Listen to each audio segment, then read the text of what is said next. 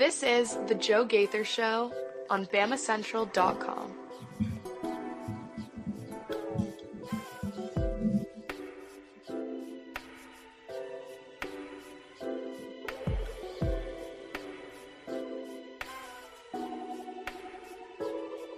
Good morning, Tuscaloosa, internet world. Good morning, Tuscaloosa. How we doing today, West Alabama? It's the Joe Gaither Show on BamaCentral, BamaCentral.com. You guys are hanging out with us in the BamaCentral YouTube channel, on the BamaCentral Facebook page, right there on my own social media machines, at Joe Gaither6. You can find the show. You can always find the show on your favorite podcast platform, Spotify, Apple Podcasts, Amazon. The Joe Gaither Show on BamaCentral is wherever you get your podcast. We're live in the Derek Daniel State Farm Studios right here off of McFarland Boulevard, just past the Tiger Rock. To your left, just as you get into Northport, you can call Derek for all of your insurance needs at 205-758-3391. Like a good neighbor, Derek Daniel is there. Call and see how much he can save you today on your home, your life, your auto insurance, renters insurance, boaters, RVs, really everything in the insurance realm. Derek Daniel can take care of you. Just call him today at 205-758-3391. Let him run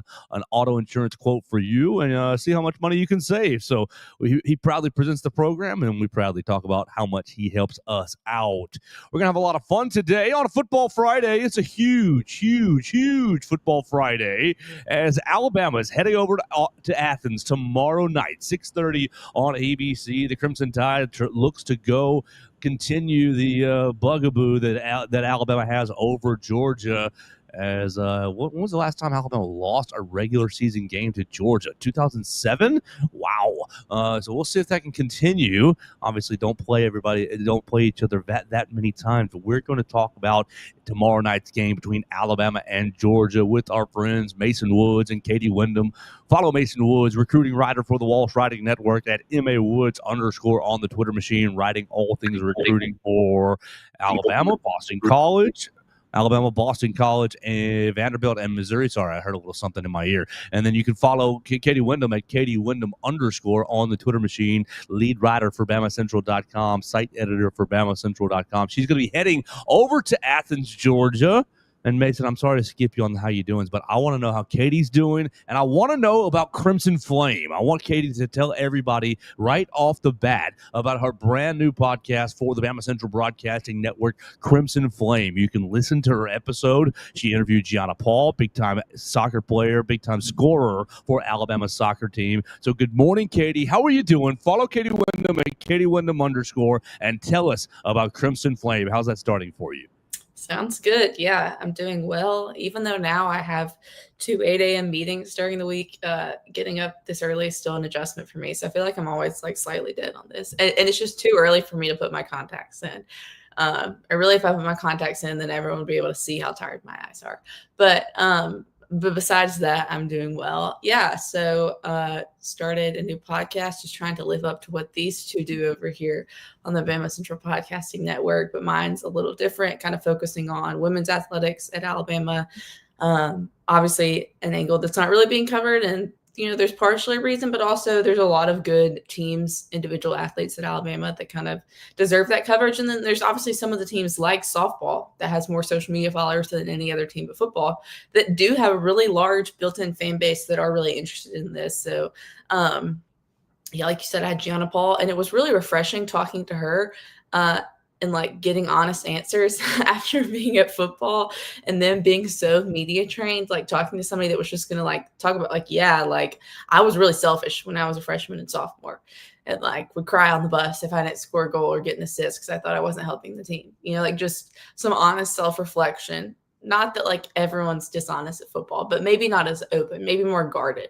And so it was nice to talk to somebody that wasn't being guarded when they were talking to me. And also being in the podcast format, you can kind of just flow a little better. And listening back, I realized there's things that I'll continue to get better at as I interview, but it's fun. And I'm looking forward to having more guests and things to come as we continue to go throughout the semester.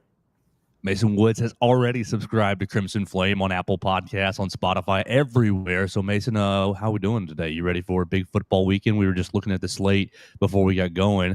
Obviously, fun Thursday night game last night. Did you see the fake field goal? No, I missed most of the middle part. Most of the middle part of the game. as I understand it, now I did not watch most of the game. I kind of had it on in the background, but I saw the clip being resurfaced this morning or being thrown around this morning on the Twitter machine. And I think it was some sort of walk-on holder situation, had just recently joined the team for ECU. And gets the call. They call his number on the fake field goal. I think they were up 21-6 or something at the time. It was, set up for a short field goal. And he takes it for a touchdown. It was just a sweet play. Just love it. You don't get things like that in the NFL. You only get that stuff in college football. It was amazing. Okay, I'm looking at it right now. So Holder just takes it and runs. Good for him. Yeah, absolutely. I found him a little seam and hit the Jets. I'm doing good this morning, though. A little bit of recruiting news from yesterday that I can get into just a touch. I'll have a story on it later today, likely. Alabama landing in the top 10, which we can get into top 10s and stuff. But top 10 nonetheless for a 2027 recruit, Jabius Bigfoot Smith, 6'3", 200-pound running back / linebacker, 2027 kid. So probably specialized as he gets a little closer to his actual graduation. But as of right now, he's playing on both sides of the ball.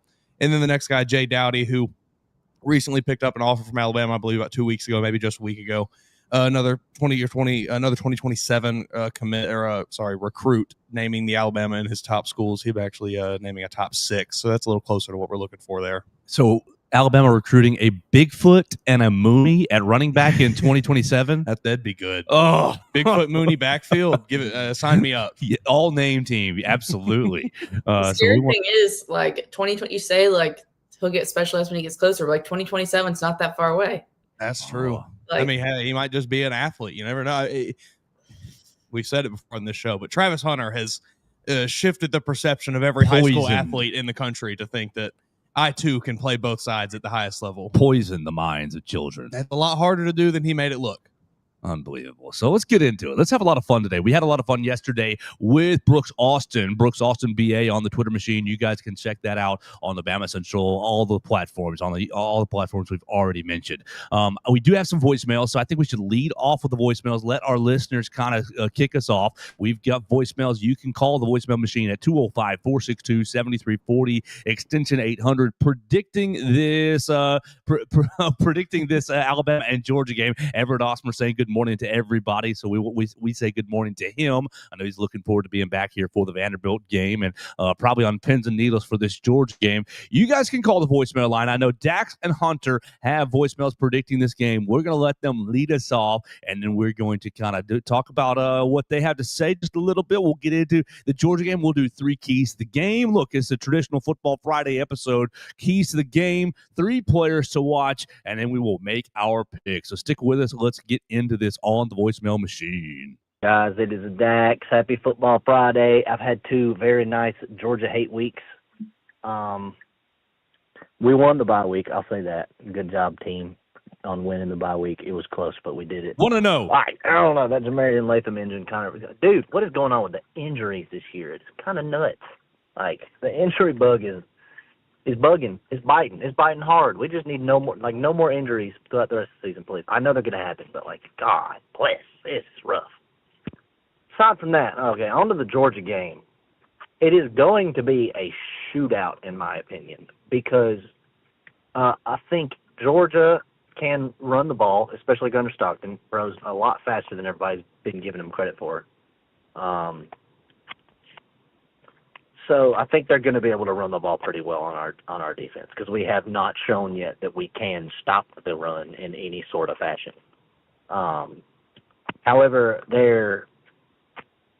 our passing game has drastically improved since last year, and Georgia's pass defense has not improved. If anything, Georgia's pass defense has gotten, I don't want to say drastically worse, but it's like their secondary is not the best.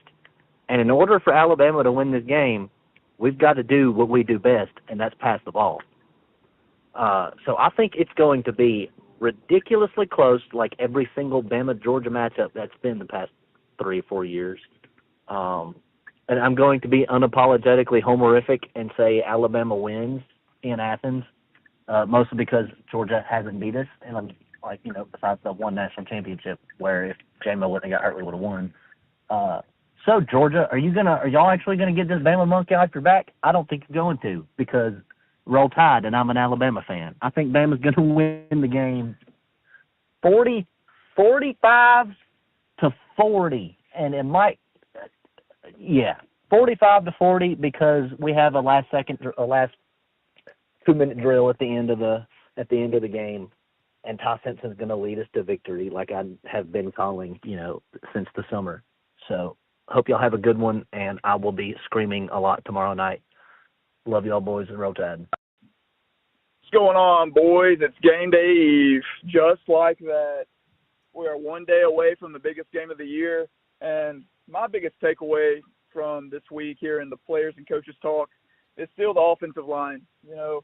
We're going to rotate, from what I'm hearing from Grubb, from what I'm hearing from the other players. We're going to rotate the offensive line. And my biggest question with that is how have they divided the reps up in practice? Is it like the quarterback position where, the backup hardly ever sees any reps in practice, or are they rotating constantly, or how are we getting everyone prepared to play in the game that's going to be playing in the game? That's still my biggest concern. I don't really know what's going to happen.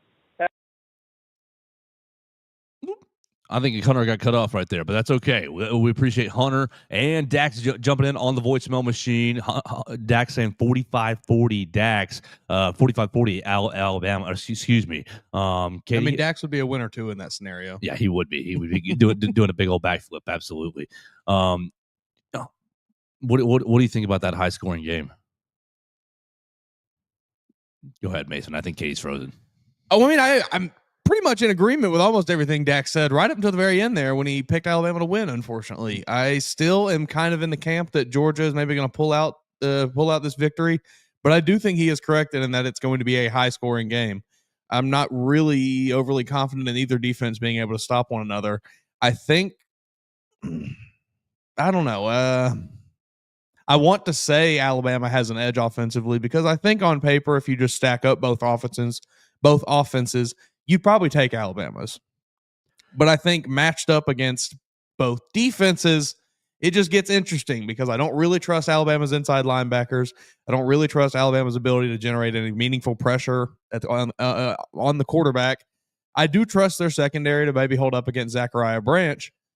But you can only hold up for so long. If guys aren't getting pressure and forcing Gunnar Stockton off his spot and into uncomfortable situations, he will just sit there and pick you apart. He'll find the open man there. There will be somebody that gets open eventually. So, I don't know. I just don't know that I trust the matchups there. I think Georgia has a more favorable matchup against Alabama than Alabama does against Georgia, if that makes, if you get what I'm saying. Yeah. What did you make about Brooks's point yesterday? First team to 30 wins. I did go back after he said that and started looking at it, and it's like wild how many times if you can get to that 30-point margin or that 30-point threshold, you're basically home free. It's interesting. Receive the ball, Kalen. I think there may be something there, but I think it probably is just one of those, it's a strange coincidence kind of thing where it just so happens that all of those games have lined up that way. I don't think that you can really track trends like that across game to game, across, however many games it's been for Alabama versus Georgia. You may see some things, but I don't know that you can really actually apply them to what's going to happen on the field. It will be a high-scoring game. I would not be shocked to see both teams above 30 points. Receive the ball, go for two. That's get to 30 as fast as possible. That will secure a victory. Katie, Hunter on his voicemail was talking about offensive line rotation. We've been kind of bantering about that all throughout the week. So what do you make about Alabama's offensive line? We've seen them for 3 weeks kind of moving guys in and out. Now they had the bye week, so they could be settling on some a first five or a group of five. But Parker Brailsford and Ryan Grubb, basically everybody has said we're going to keep rotating. Now maybe that's just speak for us and speak for the media. What do you make about the offensive line rotation for the Crimson Tide?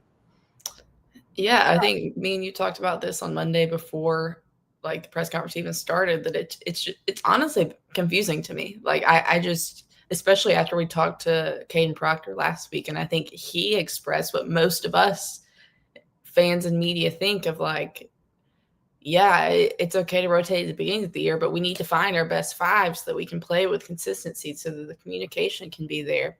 And so, but then at the beginning of this week, the coaches said they're still going to rotate. And I would think this is a big game. I don't know. It's just confusing. It's how do you not know after spring football all of fall camp, 3 games, you still don't know, like, who's your best right tackle? Like, you don't know.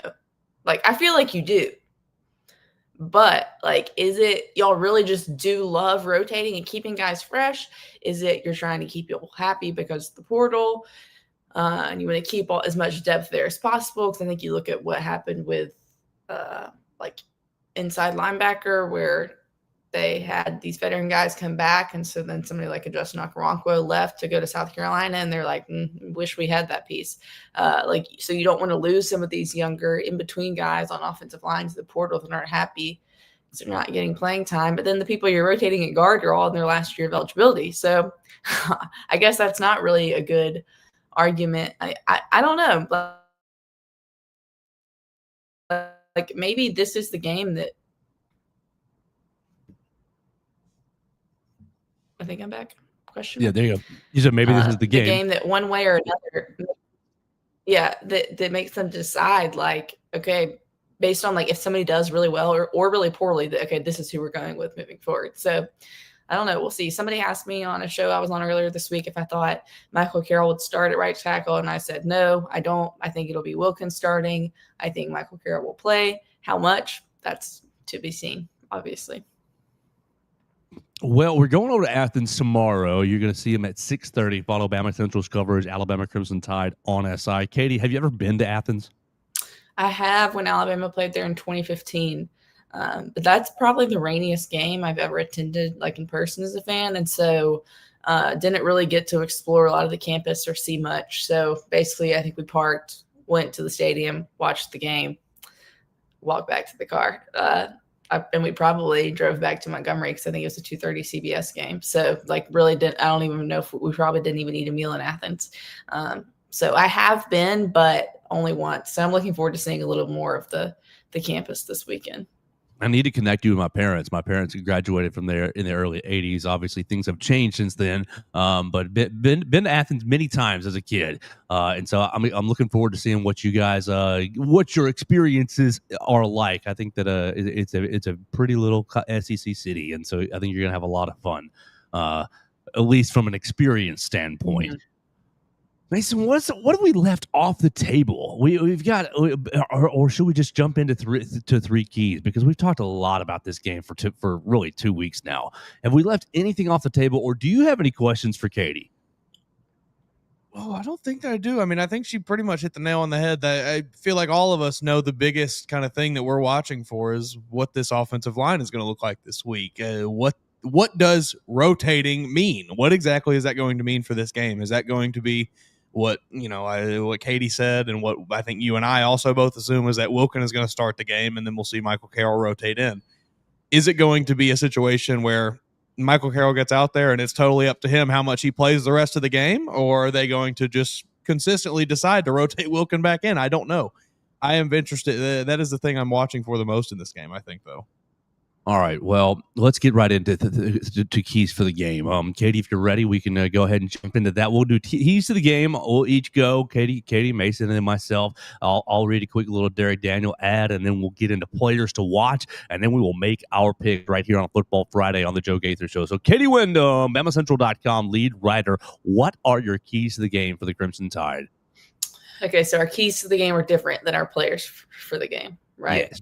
Clarifying. Yes. Also, hopefully I will not freeze through this whole thing. If I do, just kick me off. I've done multiple shows this week, and it's worked. So I was really hoping this, but I feel like because I've had such good success all week, it was just due to crap out on me. Only 30, 40 more minutes. You got it. Your internet's got it. Yeah. I think the first key to the game, which I mean, I guess a lot of these could tie to individual players, but I think the key is going to be how calm can Ty Simpson remain. I think we saw in the season opener, he obviously had a great first drive. And then really, like, immediately after the game, I feel like in the post-game press conference, that was, like, maybe the most, like, and it's still Kalen DeBoer, so it wasn't like he said anything horrible, but, like, maybe most, like, outwardly negative towards a player I've ever heard Kalen be, just, like, talking about Ty's decision-making and some of the things he wished he could have had back. And I think because Alabama started trailing, because they faced that adversity, he started pushing and trying to make hero plays and instead of just taking the play that was in front of him. And so I think they're going to put a lot on Ty's shoulders in this game just because of the lack of success in the run game so far, and then just because Georgia's more susceptible probably in the pass game than the run game. And so can Ty Simpson remain calm under pressure? The key or the theme from the players and coaches this week, really the coaches more so, I guess, was how will they respond to adversity on the road? That's something they got to get better at. That's something they haven't done well in all these losses. You know adversity is going to come. How are you going to respond to adversity? So I think, and that really starts with Ty. Am I doing all three or am I just keep going? You're doing great. Okay. I guess I'd say a second key is how can Alabama actually run the ball effectively? Because as Ryan Grubb said on Monday, that helps alleviate some of that pressure off Ty if you can run the ball. I think you're obviously getting Jay Miller back. Is he like actually able to go at full speed? I think it's encouraging that it wasn't like a lower body injury for a running back that, you know, he's worried about cutting and things like that. But is he worried about taking hard hits on that collarbone, things like that? So just can Alabama actually open up the run game this week? And then I really should probably do a defensive one, but I think I'm going to head to special teams for my third key because we really haven't seen a lot of Alabama special teams the last couple of weeks because the offense has been so good that they've barely had to punt, and then they haven't had to attempt many field goals either. And then we kind of saw some interesting things in the kickoff game against the ULM. They were squibbing it, and then against Wisconsin after the penalty, they had the kickoff return for the touchdown. So I think a key is you cannot make a big special teams blunder on the road in this environment. I talked about against Florida State. You don't want to miss a field goal. I think the missed field goal against Florida State was maybe more of a coaching decision than just, or a coaching mistake more than yes, he missed the field goal, but like, I don't know if like that's in his range. So I think the returners cannot drop the ball. The punts have to be clean, and the kicks, I don't think you want to miss a kick on Saturday and get that Georgia crowd even more fired up than it probably already is going to be. First game, Georgia gets into Marshall's backfield, blocks a punt, and sets Sanford Stadium on fire. So, it's the last thing you need. Yeah, absolutely. Mason Woods, your keys to the game for the Crimson Tide are? I'm in agreement with Katie on just about all of her keys right there. So, I think she nailed a lot of them. I'm going to go to the defensive side of the ball, though, just because she didn't. So we'll go right there. I think first you got to limit quarterback run opportunities. This has been a thorn in Alabama's side for 2 years now. So we will hopefully see what you can do against Gunnar Stockton, who is not one of the more athletic quarterbacks you are facing. He is an athletic quarterback, but you have faced off against Thomas Castellanos, who, in my opinion, is significantly more athletic, significantly more dangerous in the open field than Gunnar Stockton is. So, a little shiftier. Yeah. I think that, you still have to limit his opportunities, though. You have to be gap sound in your rushing. You have to not keep those wide open holes for him to run up in and get those 3rd and 8s, get those 3rd and longs. So you have to limit that. And then also defensively, you have to limit explosive plays. You can't let Zachariah Branch go over the top for a long touchdown. I'm sure all of us saw the tweet yesterday from PFF, Damani Jackson, in like 52 coverage snaps this year, 0 catches allowed. Hated just the worst possible timing for that tweet to come out. But it stands nonetheless. Damani Jackson is a stud. We've been talking about it on this show for 6 months, if not longer now. He's going to be put to the test this week, though. I'm sure he won't be specifically every down covering Zachariah Branch, but a lot of times I imagine he will. So he will be put to the test. So we're going to have to see what Alabama secondary is really made of. This is going to be probably the biggest test they've faced this year. And then the last thing, let's see. I do have one offensive one, but I feel like I should stick with the defense. No, do what you want to do. It's all good. All right, we'll throw the offensive one in here. I think if you're Alabama, you need to work in some shots against this Georgia defense. You need to take your opportunities because I think they are a bit weak in the secondary. I think they're a little bit weak, outside of the front 7 there on this Georgia defense. So you need to work in some deep shots to get Ryan Williams involved, to maybe get a guy like Isaiah Horton involved if Ryan Williams is getting a lot of attention from the coverage. I just think you need to work in some like, hey, we're going to take some deep shots here because I think you'll have opportunities there. I love it. I think both of y'all are all over this game so far. All right, so my keys to the game are maybe too simplistic, but really, I think you must win the turnover battle. I think that's the first thing that you got to do, because I do think that the high scoring kind of talk is probably going to be about right. And so the first time that you can get off the field, or the first time you can get a turnover and get positive field position, I think you can really flip this game, and kind of ties into Katie's special teams blunders. You can't have a special teams blunder and really flip the field. So I'm sticking with the turnovers on the first one. You got to win the turnover battle. Tennessee had a couple opportunities to turn Gunnar Stockton over and drop some footballs, and so you've got to pull them in when you have opportunities. I think Gunnar is a good quarterback, and I think he's largely a careful quarterback. So when he does give you those opportunities, you got to take advantage of it. And really, Alabama has not turned the ball over much offensively this year. I don't think any. Am I missing one? Alabama is one of like 6 FBS teams that hasn't turned it over at all. Not to put another jinxing stat out there, but I think that is a good point though, Joe. And the key, like, because they've talked about response to adversity, and they really haven't had that type of adversity yet. If the fluke interception or just the really bad interception, and how do you respond to that? So I think that is going to be a key to watch this weekend for sure. Right, and Nate Frazier fumbled against Austin Peay, fumbled right into one of the governor's defensive hands. Like, the guy just caught it. It popped out, and the guy just caught it. So you've got to take advantage of Georgia gives you opportunities defensively. I think that you're going to have a hard time getting traditional defensive stops, getting them into, it's 3rd and 5, and Alabama stopped them. Great job. So when there's opportunities to get a turnover, you got to take advantage of it. My biggest thing is I hope Alabama can play from ahead, because I do not really trust this team playing from behind. To Katie's point, playing through adversity. If you get down 10-0, I think that spells pretty big trouble for Alabama. So, and to Brooks's point, get to 30 and you win. receive the football. I think these first couple series are going to be super important to start to build some momentum. I mean, you were down 14-0 to Vanderbilt by the time you had the ball the second time last year, because they went right down the field and scored, and then Jalen Milroe threw a pick 6. And so it's like, you have to play from ahead. I think this team has to play from ahead. So for me, it's winning the turnover battle. It's playing from ahead. And I'm going to steal from Nick Kelly. NickKellyAL.com put out a tweet yesterday about how both pass rushes are in the hundreds on generating sacks. Not very good. Alabama's and Georgia's. Georgia only getting 1 sack against Tennessee, 1 sack and 1 quarterback hurry.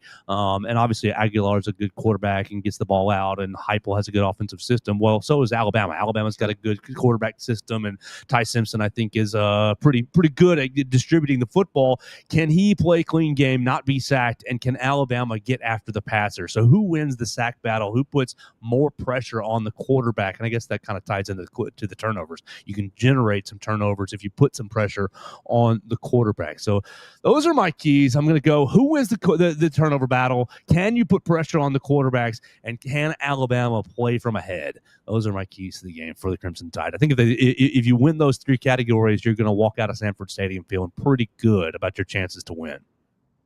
I like all those. I like the playing ahead from ahead. They have, I think if you look at, I guess in the Jalen Milroe SEC championship game, were they behind in that game? That's a great question. That's the Bryce Young 2021 one, they got ahead, and I think that Georgia just couldn't catch up. Jordan Battle had the pick 6. I think maybe, and then in the 2012 SEC championship game, they fell behind, but obviously that was a long time ago. I think this team, specifically, they have not shown a great ability to come back. Really. Georgia goes up 7-0 for a while, Alabama 7-3, then Alabama takes a 7-10 lead and then starts to stretch it. 17-7.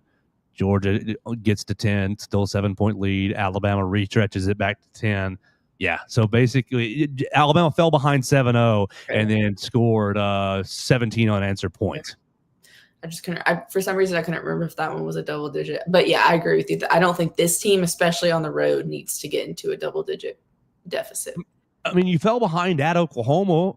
Pretty much, they had that long drive, and that's the drive that Alabama fans really remember. Oh, the defense sucked. Well, the defense didn't really suck in that game. It was just one drive. Oklahoma gets ahead.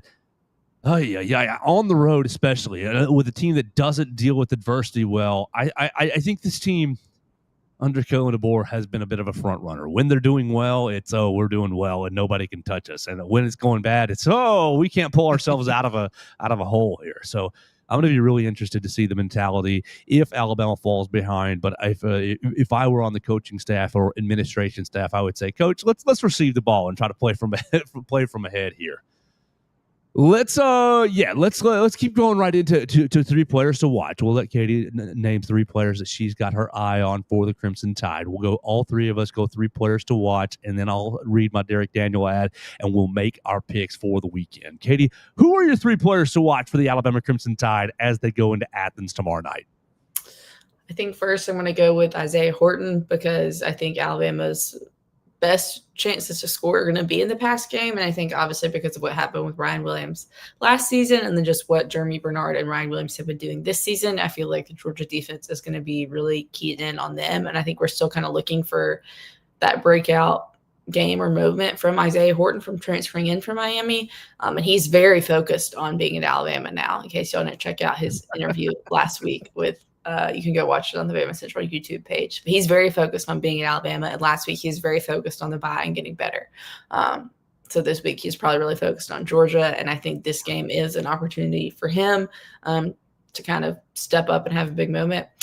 I think defensively, this might be kind of like a cop-out, but I think Tim Keenan is just – how effective is he going to be able to be in his return? But I think just the fact that he is able to return to be that leader in the field. They've kind of talked about this team maybe doesn't have a ton of vocal leaders, and he's one of them. He's one of those guys that's going to get in people's faces. And so maybe when that adversity comes or if things aren't going right, he may not be at 100%, but he's going to be able to kind of get on guys that aren't. And then kind of, I guess, to do another easy one and go back to my 3 keys to the game, I think Ty Simpson this is a huge game, a huge moment for him. I think if Alabama loses, even if it's not necessarily his fault, I think there's going to be a lot of, should we switch quarterbacks? So I think this is a big game, big moment, big opportunity for him, a big opportunity for him to shake off what happened at Florida State. He's been great the last 2 weeks, great, but like the competition level maybe not as high. So can he be great against a really good defense in a tough environment and lead Alabama to a road victory? Mason Woods going into Athens tomorrow night, Sanford Stadium. Haven't been there in 10 years. Who are Alabama's 3 players to watch for you? I'll start with a guy I already mentioned a little bit in my keys to the game there, Damani Jackson. I am interested to see what Damani Jackson can do against Zachariah Branch, to see if they can limit the ability of Zachariah Branch, because I think that's probably the best receiver the best receiver he has faced so far this season. Might be the best he faces all season. I just want to see what Damani can do if he can keep up this coverage snap, 0 pass or 0 catches allowed. If he can keep that streak up, that will be incredibly impressive for him. Mm-hmm. I think just as a base, just if you can limit the one shot over the top, you have a pretty good game against Zachariah Branch here. Let's see. The next one I'm going to go with. We'll stick with the defense, and I kind of almost just wish I could take an entire position group, inside linebackers, but I'll pick one from the bunch here, and I'll go with Justin Jefferson. I haven't been overly impressed with what I've seen from him so far this season. I think he's bounced back a bit after a real tough week 1 in the last 2 weeks, but like Katie just said, the competition has not necessarily been there.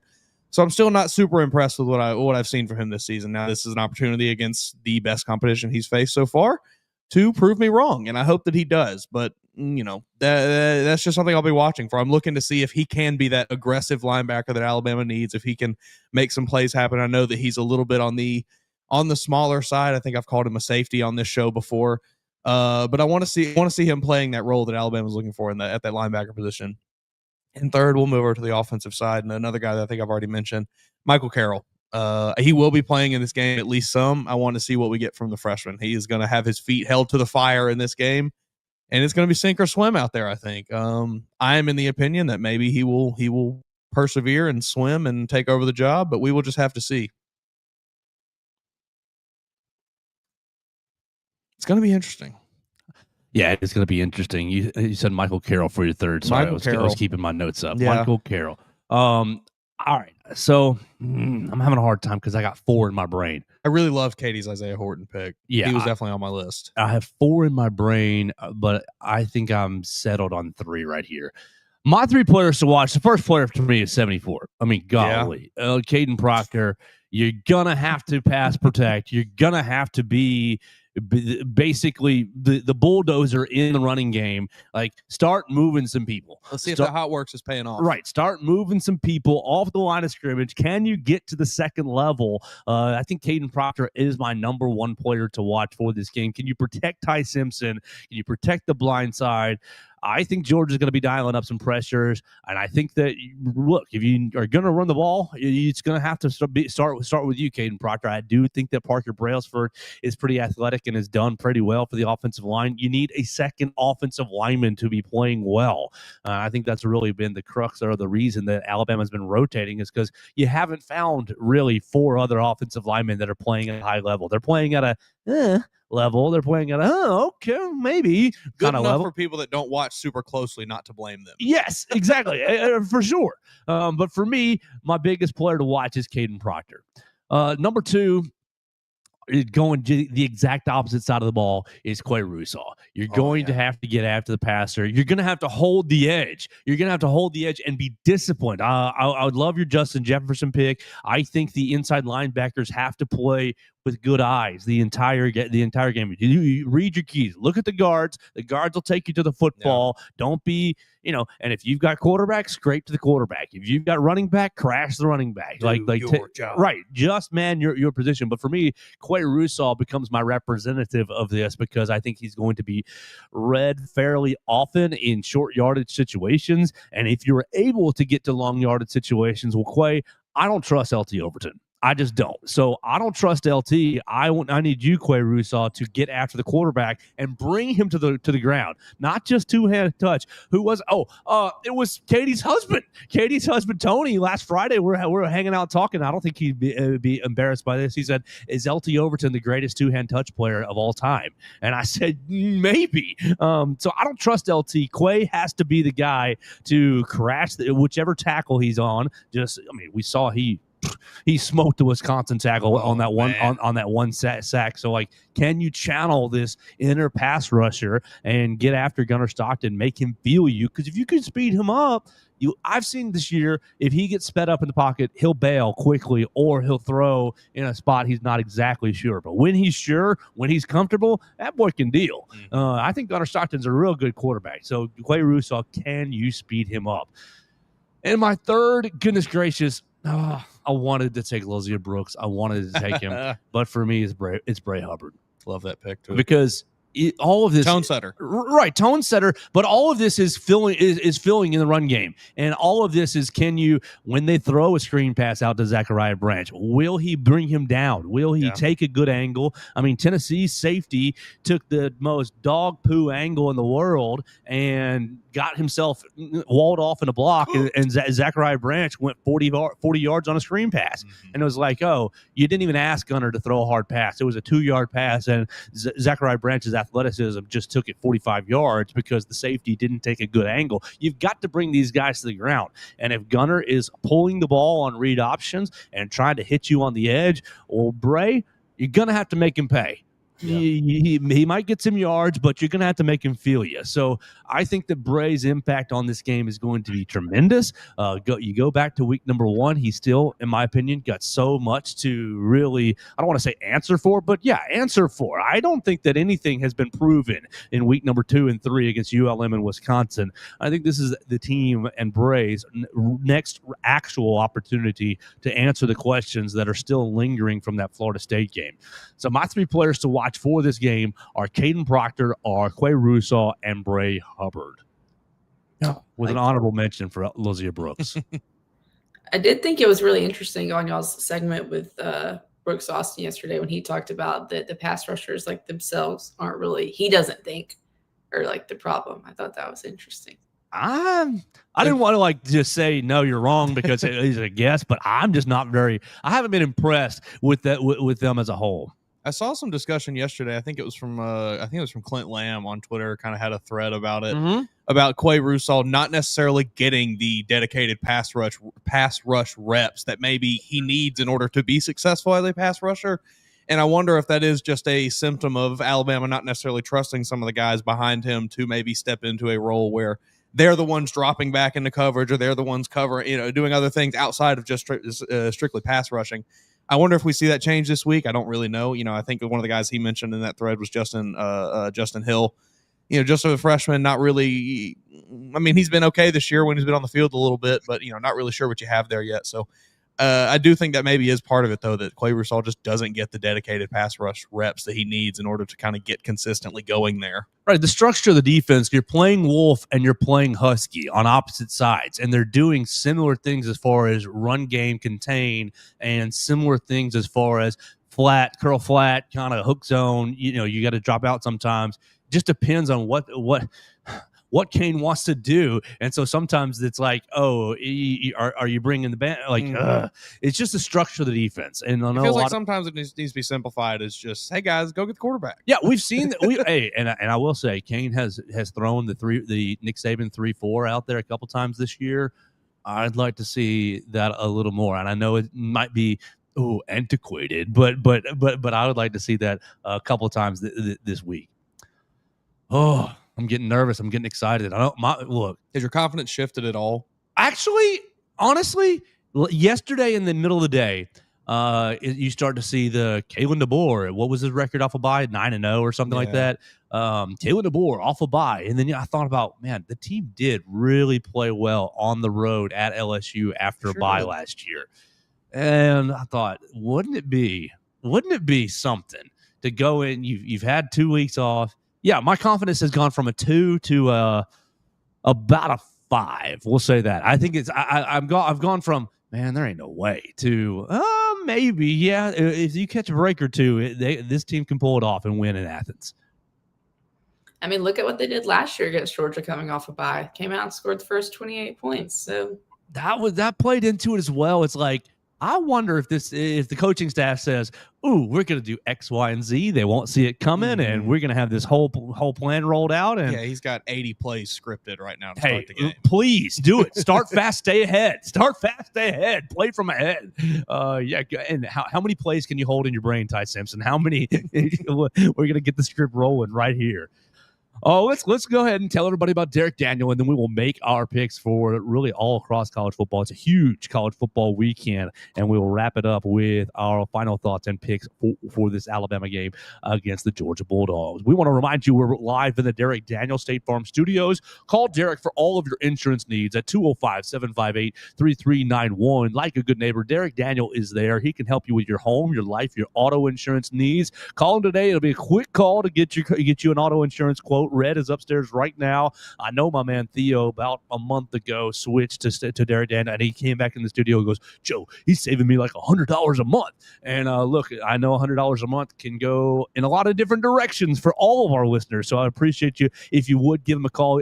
Just getting your auto insurance quote doesn't mean you have to buy. You can get a quote. If you don't like the number, then you can say thanks, but no thanks. So give him a call. Give him a try at 205-758-3391. All right, so Katie's going to be going to Athens, and so she's really going to be locked into this game. It's tough to watch all the other games when you are on location, especially when you're on the road. But I want to go through this slate. You've got a huge slate of games this week, a huge slate of good games. I'm not necessarily sure it's going to be a good game, but I do want to start with tonight, Florida State. We are going to continue to pay attention to Florida State on this program as long as the season goes on. They are 3-0. They're going to Virginia, and Florida State hasn't played anyone since they waxed Alabama, but they are 6.5-point road favorite. A lot of people are liking the Cavaliers, right? Virginia Cavaliers, which I don't understand. Katie Windham, will Florida State keep it going and make that loss look not so bad for Alabama? I just pulled up the ESPN app to look at that. Yeah, and the line's only Florida State by 6.5. So I don't know anything about Virginia. But yeah, I think if Florida State's going to win. I think for Alabama's sake, I think you want Florida State to keep winning. By a lot. Mason Woods, they're going to take them behind the woodshed. Maybe. Okay, keep going. I'm looking at this Virginia team. I'm looking at I'm doing box. I'm purely box score watching here. Take that, take everything I'm about to say with a massive grain of salt, people. I have not watched this Virginia team with my own eyes. I do not know what they're about, but I am looking at this, looking at the statistics here. His quarterback might be pretty dang good. Okay. He's got, 70% completion, over 1,000 yards already, 8 touchdowns, 1 interception. He's never seen Earl Little Jr. He hasn't. I'm going to ride with Florida State, but I might be starting to see why this line is a little closer than I would have thought. Okay, well, we'll see Florida State. I'm taking Florida State by 1 million because I'm a believer that loss wasn't so bad because I think Florida State, I do think they got a nice formula going. All right, let's spend a Saturday. On 11 a.m. on Fox, you've got a ranked matchup, USC against Illinois. So we'll always hit the ranked matchups, and then we'll focus on the SEC games. USC, 6.5 points. I mean, first off, Lincoln Riley complaining. Did you see him complaining this week, Katie?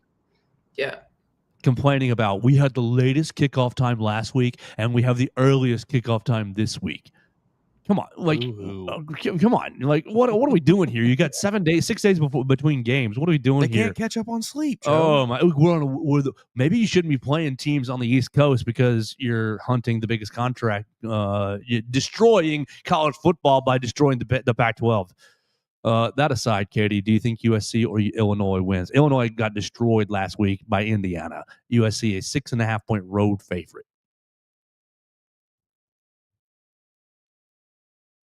Oh, I think we lost Katie again. Go ahead, Mason. I'm going to ride with USC. I think Illinois was maybe exposed as fraudulent last weekend. That I have a feeling that's going to continue. I don't really know just how good USC is either. I think their quarterback's pretty good. He's playing pretty well right now, at least. But I'm going to ride with the Trojans in this one. Yeah, I think I'm going to take USC as well. If you're a big favorite on the road, I think that is a good sign. So here we go. First SEC game, 11 a.m. ABC. Notre Dame, 1-2, is going on the road to Arkansas. Arkansas has like so many storylines. Will Bobby Petrino get Sam Pittman fired? Is he stabbing him in the back? What's going on with Taylor? Like all kinds of internet drama.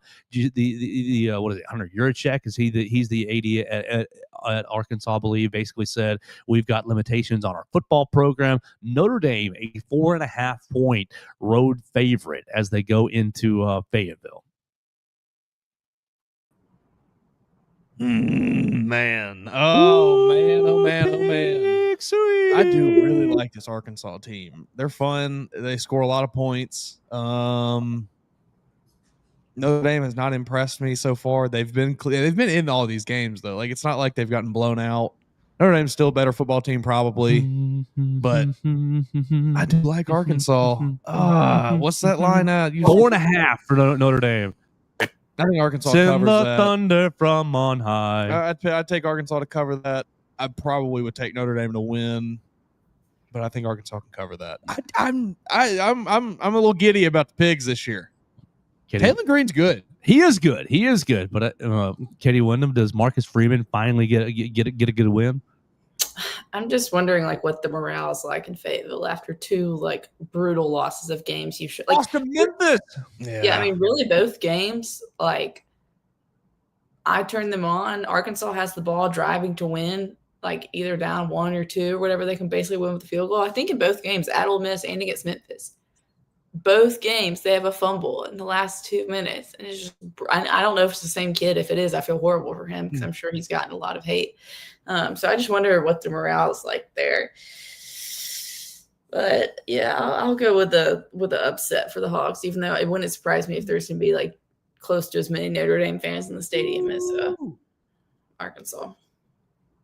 I'm a sucker for big brands. So Notre Dame, let's go. Marcus Freeman, let's go get the season back on track. They're going to go 10-2, and at the end of the year, you're going to have Notre Dame people being like, we belong in the playoffs. We beat Arkansas on the road.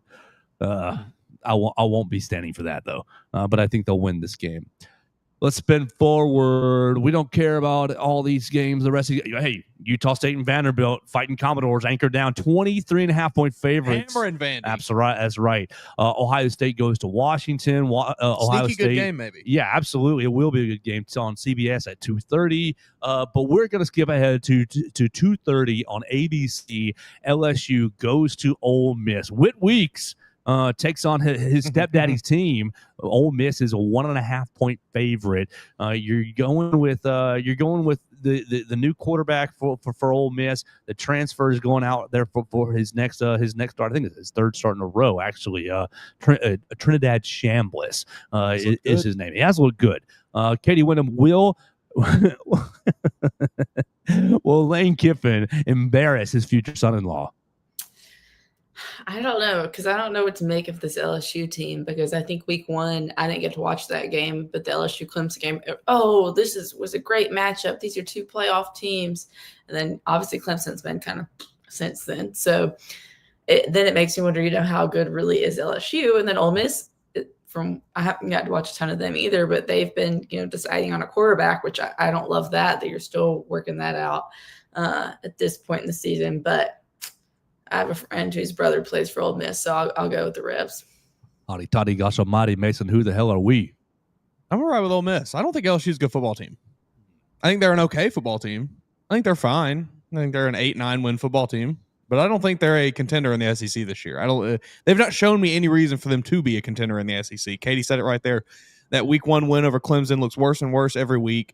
You get 5 turnovers against a mediocre Florida team seemingly now, and you get 20 points out of it? That's atrocious. No, give me the Rebels in this one. I like Ole Miss as well. I like it to be a pretty close game. What did we say the line was? 4.5, 1.5 for Ole Miss. I think Ole Miss definitely going to cover that 1.5. What's free the money? What's the over under? That's my big number. 57.5. I think you go under right there because I do like LSU's good defense. But I don't know that they're able to find a way to keep up with Lane Kiffin and his offense. So Ole Miss will win at home, and the facade for LSU will start to crumble. Katie Windham, I know you felt so bad for Auburn this week after the officiating gaffes out at Oklahoma. Auburn is going to Texas A&M. Texas A&M is a 6.5-point favorite at home. It'll be 2:30 on ESPN. How bad did you feel? And I know you were inspired by John Cohen's statement yesterday saying a whole bunch of nothing. How do you feel about Auburn and Texas A&M and really Auburn in general? Yeah, I mean, I was heartbroken by all of that. I'm glad that John Cohen stood up to the big officiating machine yesterday, really gave it to them 2 days before their next game. I mean, look, like bad calls happen in sports, especially in college sports, all the time. Alabama had a touchdown wiped off against Oklahoma that, I missed Greg Burns' statement. Maybe he put it out, but I just missed it last year. Yeah. So, I don't know, but it's just different down there. We don't understand. Family. I don't know what to think of this A&M team, but I do think because it's at Kyle Field, and I think A&M's going to win. Yeah, I'm riding with A&M. I think I would take A&M, and I think if you can get them on an alternate line at like 12.5, I'd probably take that too. I think A&M wins this game pretty easily. I like the Texas A&M team. I think they're good on offense, and I think this is the first year really that they've had a pretty sound defense. They are nasty up front. I feel good about what they have around the rest of the defense. I think they will win this game pretty handily.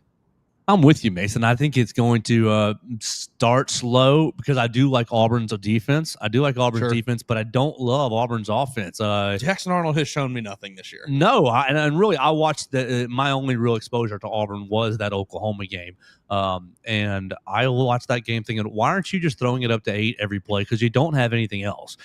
So I'm not really inspired that they can go into Kyle Field and pull off an upset. I do think Texas A&M will win this pretty handily. It'll start slow, but Texas A&M will just stretch away. It's kind of my pick. I think A&M wins fairly easily. We'll keep going. Lots more good games in the 2:30 window. I like Utah, West Virginia. I like Indiana, Iowa. So if you're looking at out-of-conference matchups, those are fun games. Tulane and Tulsa at 3 o'clock. Seems like it might be an interesting one. Let's skip ahead to the next SEC game, though. Number 15, Tennessee, is at Mississippi State. Tennessee looking to put the Georgia game in the rearview mirror and beat up on another set of Bulldogs. Katie Windham, will Mississippi State stay undefeated, pull off an upset? Tennessee is a 7.5-point road favorite.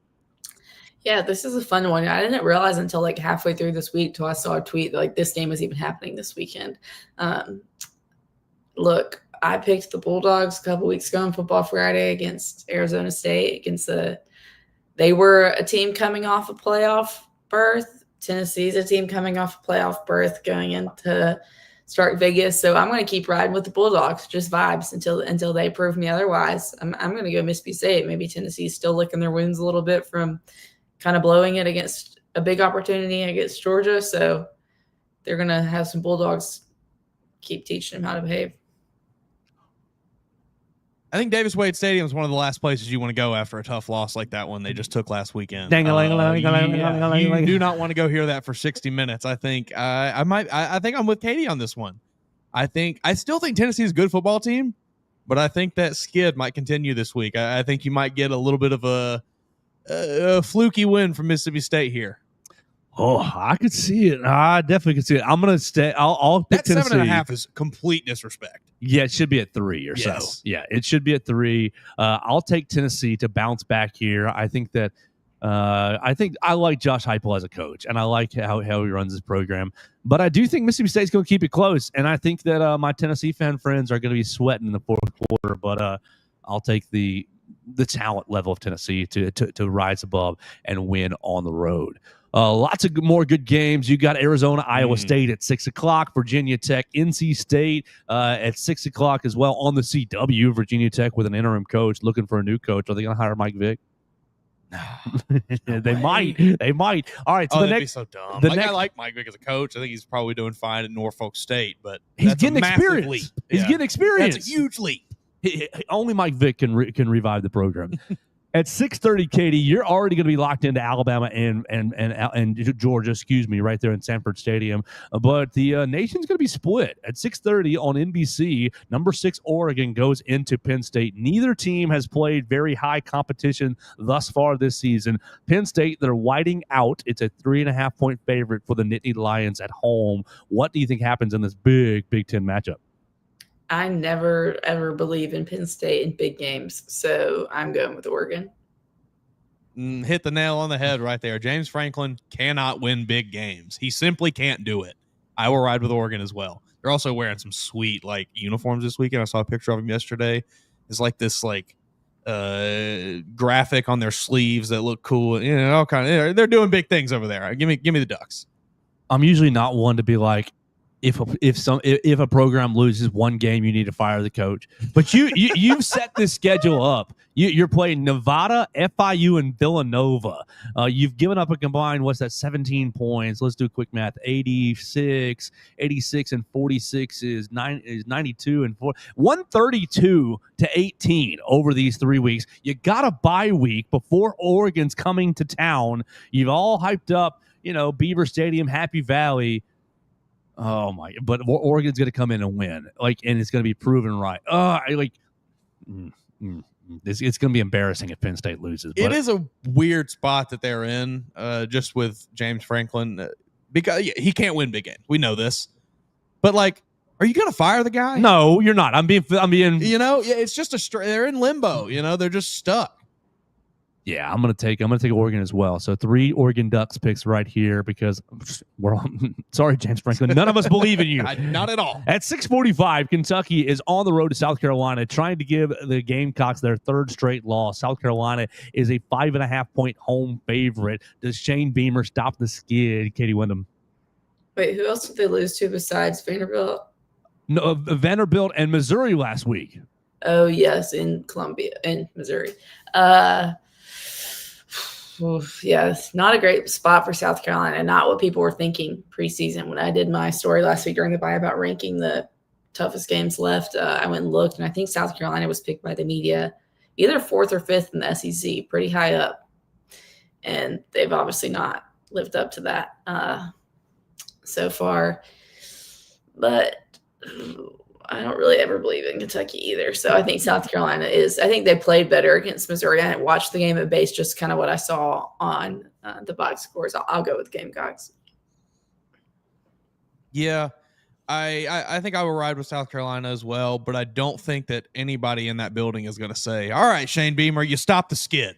It's going to be pulling teeth to get a victory in this game against Kentucky. 13-10 South Carolina escapes. If they were playing anyone other than Kentucky, then it would keep going. But Kentucky's not going to play well enough to win the game.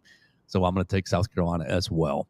All right, we're here. Last game of the day, or last game of the picks. It's at 6:30. Our main game. Alabama is going over to Georgia. Katie Windham is going to be taking Will Miller and Hunter DeCiver into Sanford Stadium for their first time.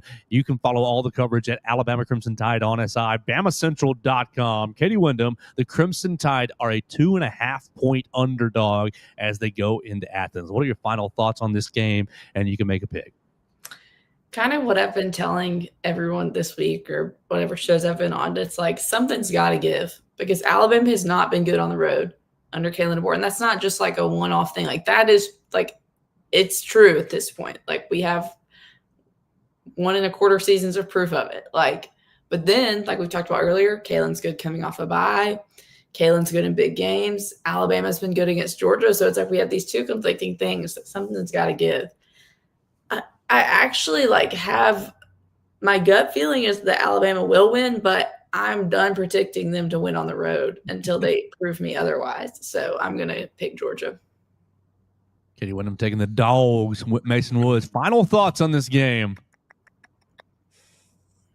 I'm kind of in the same boat, in my gut, I want to pick Alabama kind of because the same reasons that Brooks Austin laid out for us yesterday, like just vibes. I don't know that Kirby can get the Crimson Tide demon off of his back. But man, I do not trust this Alabama team. They've not given me any reason to really trust them this year.